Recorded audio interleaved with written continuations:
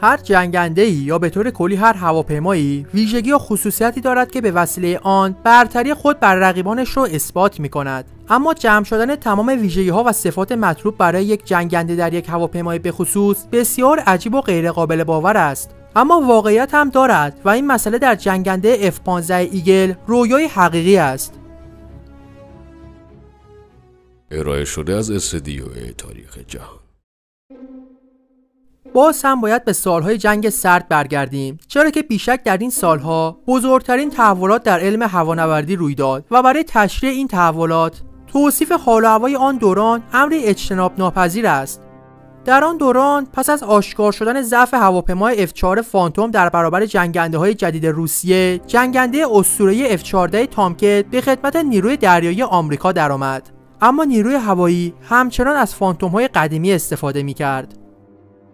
بسیاری از جمله خود شرکت گرومند به نیروی هوایی به خدمت گرفتن تامکت رو پیشنهاد می‌کرد، اما چه بهتر که نیروی هوایی هیچگاه این پیشنهاد رو نپذیرفت، چرا که نتیجه آن شد که هواپیمای نوین به نام F-15 ایگل که مخصوصاً برای نیروی هوایی و جنگ‌های هوا به هوا طراحی شده بود متولد گردید. هواپیمایی که توسط شرکت مکدانل داگلاس طراحی شده بود میتوانست به شایستگی از عهده هر گونه جنگ هوایی برآید، خواه که این نبرد یک نبرد نزدیک یا داگ فایت یا خواه یک نبرد دور یا ماوره دید بصری بود. پس از تولید 410 فروند از مدل‌های A و مدل آموزشی B از این هواپیمای تاکتیکی قدرتمند، مدل‌های D و C نیز با تغییراتی چون موتورهای نیرومندتر و رادار جدید معرفی شدند.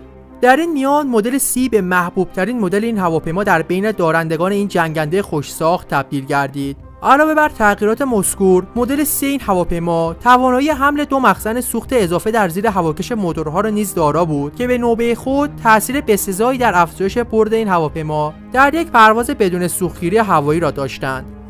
جالب اینجاست که این هواپیما با سوختگیری هوا به هوا میتواند مدت 15 ساعت تمام به انجام مأموریت بپردازد. اهمیت این مسئله هنگامی روشن می شود که بتوانید فشاری را که در چنین مدتی طولانی بر موتورها، سازه هواپیما و دستگاه الکترونیکی هواپیما وارد می آید تصور کنید. گفتنی است که F-15 به داشتن محکمترین بدنه جنگنده در دنیا مشهور است، چرا که بدنه این هواپیما در مانورهای جی شدید می تواند تا بالای 9G یا 9 برابر شتاب جاذبه زمین را تحمل کند. اگر این مسئله به خوبی برایتان قابل درک نیست، باید اضافه کنیم که در این مانورها وزن جنگنده به دلیل مقابله با شتاب جاذبه به حدود 225 تن میرسد. بعد از موفقیت‌های بزرگی که F-15 به دست آورد، کم کم از گوشه و کنار صحبت طرحی که این جنگنده موفق را تبدیل به یک بمب‌افکن سبک نمایت شنیده میشد. در آن زمان تنها بمب‌افکن سبک نیروی هوایی یعنی هواپیمای F-111 بازنشسته شده بود و میبایست هرچه سریعتر جای خالی این بمب‌افکن پر میشد. در ابتدا نیروی هوایی مخالف تبدیل F-15 به یک بمب‌افکن بود، چرا که اعتقاد بر این بود که با تبدیل این جنگنده به بمب‌افکن قابلیت‌های رزمی آن در نبردهای هوا به هوا به شدت کاهش می‌یابد. اما پس از پیاده ساختن این طرح نتیجه کاملا برعکس از آب درآمد. بله، F-15 پتانسیل تبدیل به یک بمب‌افکن موفق رو در حالی که هنوز هم واقعا یک عقاب بود داشت. این مدل از F-15 در جنگ عراق در سال 1991 نقش عمده‌ای را در بمباران اهداف معین شده بازی کرد. گفته میشد در آن زمان تنها 2 هواپیما با آسودگی کامل به انجام عملیات بر فراز عراق می‌پرداختند. یک هواپیمای F-117 که یک هواپیمای مخفی از دید رادار بود و دیگری همین F-15 استرایک ایگل بود که به دلیل مانورپذیری و چالاکی بی‌حد و مرزش به راحتی میتوانست پس از انجام عملیات منطقه نبرد رو ترک کرده و بدون هیچ آسیبی به پایگاه بازگردد.